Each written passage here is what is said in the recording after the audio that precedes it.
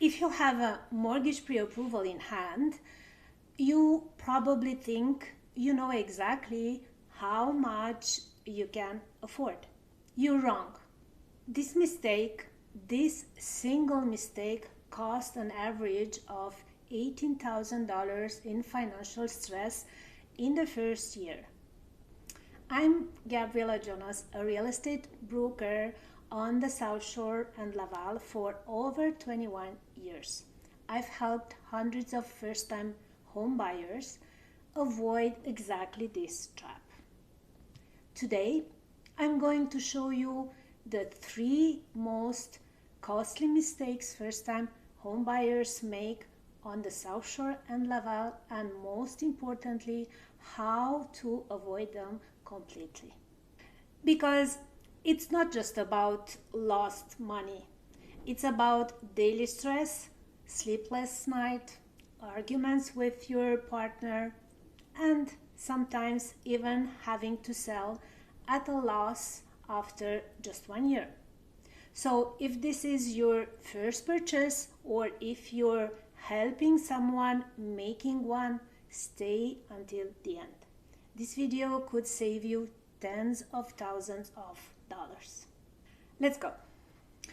Here's what happens in 8 out of 10 cases when someone makes their first purchase.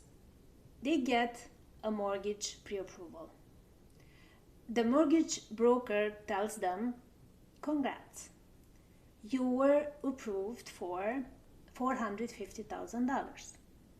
They think, oh, perfect, my budget is $450,000. They find a condo for $445,000. They make an offer, the offer is accepted. Everyone's happy. 3 months after moving in, they realize they have nothing left in at the end of the month. Why? Because the mortgage pre-approval calculates one thing: whether you can repay the loan. It doesn't calculate municipal taxes, school taxes, condo fees, electricity, heating, home insurance, car insurance, life insurance, gas to get to work, groceries, clothes for kids, clothes for you, vacations, oh my God, so many other things. And suddenly that $450,000 budget becomes a financial prison. This is the first mistake, and it's one that hurts the most because it affects your life every single day. So, why is this mistake so common? It's not because people are irresponsible. It's because the banking system only gives you part of the equation. Your mortgage broker does exactly their job. They calculate whether you can repay the loan, period.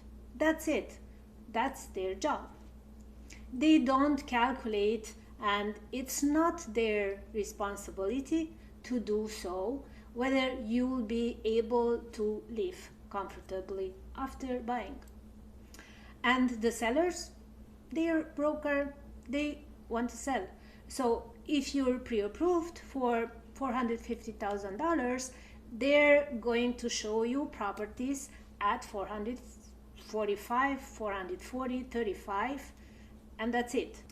Nobody's going to tell you, hey, with your salary, you should probably buy at $380,000 maximum to have a breathing room.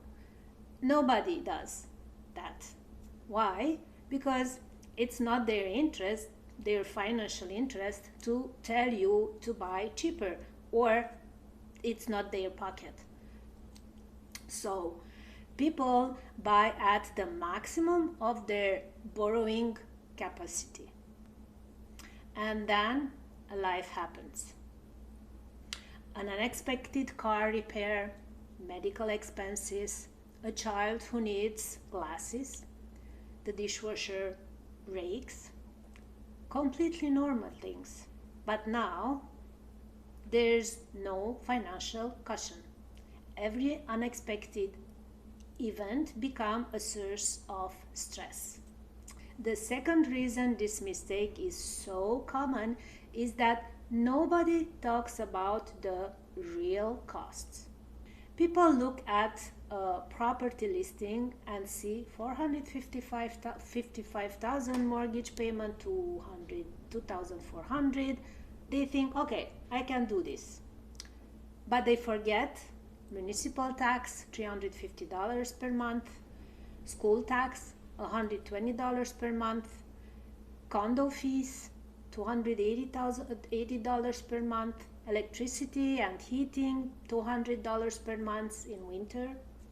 We just added $950 per month.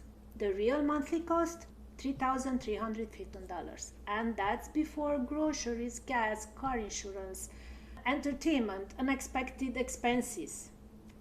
This is why people find themselves in difficult financial situation 6 months after purchase happens. Not because they are bad with money, but because nobody showed them the complete calculation before signing. Let me give you a composite example. It's based on real situations I see regularly. A young couple, early 30s, combined gross income $105,000 per year. After taxes, employment insurance, QPP, all that, their combined net income is about $6,900 per month. They see a mortgage broker pre-approved for $470,000. They find a condo in Longueuil-Saint-Hubert sector. The price is for $55,000. Perfect. It's below their pre-approval. Their down payment is $25,000. That's a bit over 5%. Because their down payment is below 20%, they need to take CMHC mortgage insurance. That adds about $17,000 to their loan. But that's already calculated in the pre-approval. The mortgage broker told them your mortgage payment will be $2,680 per month, all included. Here's what they didn't calculate. Mortgage, $2,680. Condo fees, $310 per month. Municipal tax, $365,000 per month. School taxes, $135 per month. Electricity, $115 per month in average. Additional heating in winter, $85 per month. Extra. Home insurance, $90 per month. Car insurance, 2 cars, $265 per month. Life insurance, new policy because now you have a mortgage, $120 per month. For a total monthly, just for housing and basic insurance, $4,165. Their net income is $6,900. They have $2,735 left for everything else. Now let's add living expenses. Groceries for 2 people, $650 per month. Gas, 2 cars, commute from Longueuil to downtown Montreal or Montreal for work, $340 per month. Cell phones, $140 per month. Internet, $75 per month. Various subscriptions like Netflix, Spotify, gym, $80 per month. Now the calculations. Total living expenses, $1,285. Money left for everything else, $1,450. Entertainment, clothes, gift, car repairs, dentist visit, unexpected expenses, no vacations, no emergency fund, no condo repairs, no replacing appliances when they break. So, what happened with this couple? Month 4, the dishwasher breaks. No money to repair or replace. They wash dishes by hand for 3 months. Month 7, a tooth hurts. Root canal, $1,800. They have no choice. They have to put it on a credit card. Month 9, car tire blows. 4 winter tires to buy. Another $900 on the credit card. After 1 year, they've accumulated $8,200 on their credit card. And they seriously think about selling. But if they sell now, welcome tax paid already at the purchase, $6,400. Brokerage fees, commission on resale about $18,000. Notary fees $2,500. Total loss if they sell after 1 year about $35,000. All because they bought at the maximum of their pre-approval instead of calculating their real budget. That's mistake number 1, and it's completely avoidable if you are careful.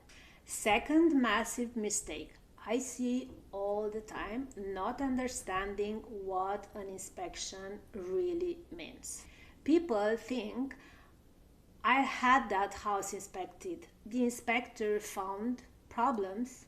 I'm going to negotiate a price reduction for everything. Except here's the reality. The inspector finds 10 things. 3 are cosmetics, 4 are normal for a property of this age, 2 are important, 1 is critical. But most first-time buyers don't know how to tell the difference between these categories. So here is the composite example based on what I see regularly. A couple buys a single family home in Brossard. Price is $595,000. Beautiful property, built in 1998. The inspection report comes back with these items. Cracks in the basement near the window. French drain, sign of moisture, possibly clogged. Electrical panel, 100 amps. It should be 200 amps for the size of this house. Roof that is 19 years old, life expectancy 20-25 years. Windows with condensation between panels, broken seal. Attic insurance, Air 28, should be R50 for current standards. The couple reads this and they panic. We have 6 major problems: the French drain, the electrical panel, the roof, the windows, the insulation. We're going to ask for $45,000 discount from the seller. The seller says no. All these items were visible or normal for a 98 house. You inspected, you knew what you were getting into. The buyer faces a difficult choice. Option 1, cancel the offer, lose their $6,000 deposit if they put it, but has to start over from scratch. Option 2, continue with the purchase without price adjustment. They continue, they sign. Here's what happens after. 3 months after purchase, heavy rain, the basement flooded. The French drain was indeed clogged. Cost to repair the French drain and the waterproof of the basement, $23,500. They don't have that money. So they have to take a line of credit on the house. 6 months later, first winter, their Hydro Quebec bills are double that they expected because the attic insulation is insufficient. Cost to redo the insulation to standard, it's $9,200. 8 months later, their home insurance increases by, I don't know, 20, 30, 40% because they have only 100 amps and the insurer considers it is a fire risk. Cost to upgrade the panel to 200 amps, $5,800. 1 year later, a window with condensation develops mold on the frame. They have to replace 4 windows. Cost $8,500. Total spend on repairs in the first year, $47,000. Should they have cancelled? No, not necessarily. Should they have negotiated the difference or differently? Here's what they should have done. And this is what I show all my clients. Identify the critical problems, the one that's urgent and structural. In this case, the French drain. Get 2 quotes from specialized companies, drainage contractors, and you get an average maybe $22,000. Presented that to the seller with documentation. Here's the real cost, documented by 2 experts. We're asking for a $15,000 adjustment. The seller would probably have accepted $10,000 to $12,000. That's realistic. The other items, the electrical panel and insulation, are progressive. You can improve slowly. You can do them over 2-3 years according to your budget. But the French drain, it's urgent. It affects the foundation. It gets worse with every rain. That's what you negotiate. The rest you plan for. Third mistake, buying in the wrong sector for the wrong reasons. And the number one reason I hear, it's X dollar per square foot, it's a good deal. Let me tell you something. Price per square foot is one of the worst indicators for choosing a sector. Composite example. A first-time buyer is looking for a condo. They compare 2 options on the South Shore. Option A, Brossard, Quartier d'Istrand, sector, 2 bedrooms, condo, 880 square feet, price $475 per square foot is $540. The next option, option B, developing sector further from downtown, 2 bedrooms, condo, 950 square feet, price $410,000. Per square foot, it's $432. The buyer thinks like that. Option B is $65,000 cheaper, and it's 70 square feet bigger. Clearly, it's the best deal. They buy option B. 4 years later, they want to sell to upgrade to a house. Option A, Brossard d'Istrand, now valued at $505,000. Gain $30,000. Time to sell, 16 days. Option B, developing sector valued at $395. It's a loss of $15,000, selling in 94 days, and the price was reduced twice. Why is this difference? Because the developing sector kept building. Many new condo towers appeared in those 4 years. And supply exceeded the demand. Too many condos, not enough buyers. Prices dropped. Meanwhile, this trans sector is established. There's a construction cap no room for 50 new towers, stable demand, limited supply. Result, values hold, properties sell fast. The lesson, never choose a sector based only on price per square foot. Choose based on future demand, construction cap, and who will want to buy here in 5 years. If you can't answer those questions, you're gambling, not investing.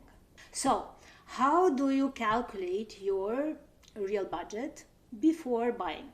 Here's exactly the framework I use with my clients. Take your pre-approval, let's say $450,000. Step 2, calculate the monthly mortgage payment. You can use an online calculator or ask your mortgage broker. For $450,000 with a 5% down payment, that's $22,500. Your loan is $427,500 plus the insurance. It's about $16,000 at an interest rate of 5.5%, amortized for 25 years. That gives you $2,750 per month. Step 3, add all other monthly costs, and I mean all. Municipal taxes, call the city or check the assessment roll or the listing. For a $450,000 property on South Shore, it's around $4,200 per year. Divide by 12, this is about $350 per month. School tax, same thing. It's about $1,500 per year, $125 per month. Condo fees, if applicable, of course, if it's a condo, check the listing. Generally between $250 and $400 per month, depending on what's included. Electricity plus heating, ask the seller for their average bills. For a standard South Shore condo, it could be $150 to $250 per month, depending on season. Insurance, home about $80 per month, maybe to $120. Car, depends on you. Life, about $100 to $150 per month for a couple with a mortgage. Step 4, add it all up. Mortgage $2,750, tax $475, condo fees $300, electricity, heating $200, insurance $300, for a total about $4,025 per month just for housing. Step 5, add your living expenses: groceries, gas, cell phones, internet, entertainment, activities. For a couple, easily count $1,800 to $2,200 per month for these expenses. Your realistic monthly total between $5,800 to $6,200. Now look at your net income after taxes. Does $6,000 leave you comfortable room? My rule, your fixed expenses should never exceed 75% of your net income. What does that mean? If your real total is $6,000 per month, your net income should be at least $8,000. If it's not, reduce your purchase budget. Buy at $380,000 instead of $450,000. And to help you make this precise calculation, I've created a free calculator for you. The link is in the description. You can see it and just click on it. Take about, 10 minutes, 5 minutes. Fill in your real numbers, not what you hope for, what is. You'll see your real budget, not the bank's, yours. And that will save you months of financial stress. How to avoid mistake 2? Here is it. Understanding the inspection properly. For the inspection, Here's my simple framework. Rule number 1. Always hire an independent inspector, not the one recommended by the sellers or their broker. Look for someone with good reviews and at least 10 years of experience. Rule number 2. Attend the inspection. Ask questions. Is it normal for a house of this age? Is it urgent or cosmetic? What's the approximate costs? Rule number 3. After the inspection, classify problems into 3 categories. Category A, critical and urgent. Examples: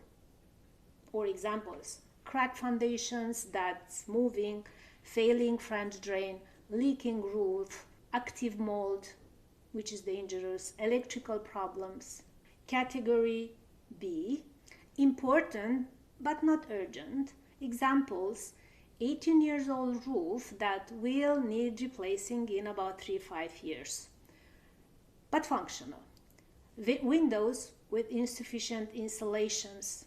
Category C, cosmetic problems, or I would say normal maintenance. Examples: peeling paint, scratched floors, small superficial cracks in the concrete. Rule number 4, you only negotiate category A and you negotiate with real numbers. Example: failing French drain, get 2 contractor quotes, on average $22,000. Present that to the seller. Here are 2 independent quotes. We're asking for a $15,000 adjustment. They probably accept between somewhere $8,000 to $12,000. That's realistic and documented. For category B, you plan. Category C, ignore. To choose the right sector, here are the 5 questions to ask. Question number 1. Will this sector still be in demand in 5 years? How to know? Look at the demographic trends. Are young families settling here, or is it the population aging and leaving? Question number 2. How many new constructions are planned? Go to the city's website. Look at the approved construction permits. If you see 8 new buildings planned, let's say in the next 3 years, that's a red flag. Question number 3. Are services already in place? Public transit, schools, groceries, stores, parks, medical services. If everything is coming in 2-3 years, you're in a bet. If everything is already established, you're an investment. Question number 4. What's the average time to sell in this sector? Go to Centris with your broker, look at the sold properties similar to what you're interested in. If average time to sell is 90 days or more, it's a soft market. If it's 20 to 40 days, it's healthy. Question number 5. What type of buyer will want this sector in 5-10 years? Young families, professionals who are working in downtown Montreal, retirees. If you can't answer clearly, move to another sector.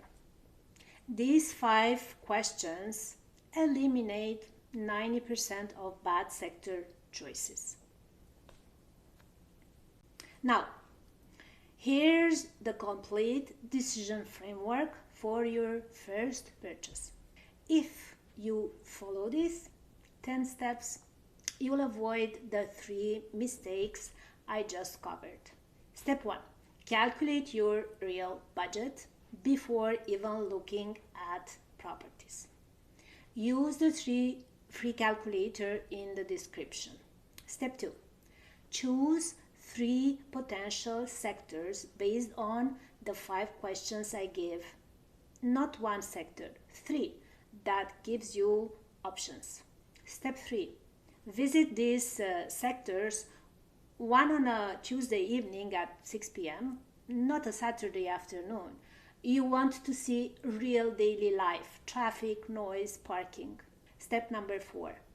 Always make your offer with an inspection, conditional.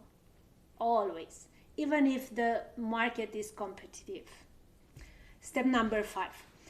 During the inspection, take notes. Attend, ask questions, classify problems to ABC. Step 6. For category A items, get real quotes. Negotiate with documented numbers. Step 7. Before signing at the notaries, redo the budget. Calculations on the last time with the real numbers the notary will give you. Step 8. Keep an emergency reserve. Minimum 5,000, ideally 10,000 for the unexpected. Step 9. Don't spend all your budget on furniture and renovations in the first year. Live in the property for 6 months before making major changes. Step 10. If you feel rushed or stressed at any point, stop. Step back. Call someone neutral. There you have it all. The 3 most costly mistakes first-time home buyers make on the South Shore Laval and how to avoid them completely. If you remember one thing from this video, it should be your mortgage pre-approval is not your real budget. It's the maximum amount the bank thinks you can borrow.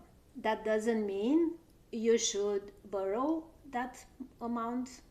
Calculate your real number, your real budget, understand what an inspection really means. Choose the right sector based on your future demands, not just per square foot. If you do these 3 things, you'll avoid 95% of the regrets I see with first-time home buyers. Now, if you want help applying all this to your specific situation, first option, use the free calculator I created. You have the link in the description. It takes 5-10 minutes. You'll have your real budget in black and white with all costs included, and you can add even more. Second option, if you want personalized help, fill out the contact form here and I review your situation and call you for a free 10, 15, 20 minutes call. We'll look at your budget together, the sectors you're interested in, and I'll tell you honestly if it makes sense or if you should adjust anything, something. No pressure, no selling, just clarity. Because that's what you deserve before making a $400,000 or $500,000 decision or even more. Thank you for watching. See you next time.